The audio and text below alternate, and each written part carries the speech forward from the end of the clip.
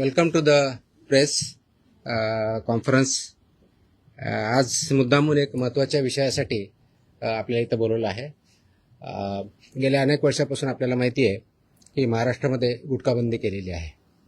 आपल्या FSSAI ॲक्टच्या section 30 अंतर्गत प्रतिबंधित जे फूड आयटम्स आहेत त्याच्यामध्ये गुटखा आणि तत्सम आयटम जे आपले आहेत त्याच्यावरती गुटखाबंदी केलेली आहे. त्याच्यावरती आपण अनेक वेळा कारवाई करतो, रेड्स करतो, फाईन करतो, FIR करतो. त्याच्यामधल्या प्रोव्हिजननुसार जेल पण होते, प्रॉसिक्युशन पण चालू आहेत.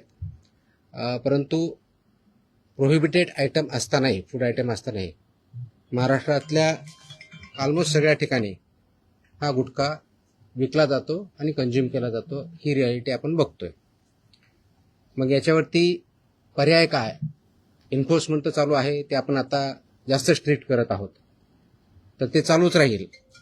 परंतु याच्यावरती काही डेटरन्स असा क्रिएट करता येईल का की ज्याच्या माध्यमातून, कारण प्रोड्युसर तर इथं नाही आहेत प्रोहिबिटेड असल्यामुळं, ते बाहेरून आपण जे याच्यामध्ये इन्व्हॉल्व असणारे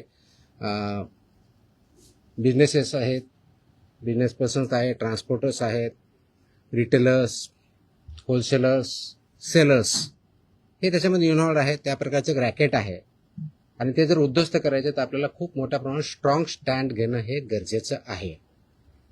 ह्या निष्कर्षापर्यंत शासन पोहोचलेलं आहे आणि म्हणून मध्ये बऱ्याच वेळेस याच्यावरती डिस्कशन पण झालं की काय केलं पाहिजे.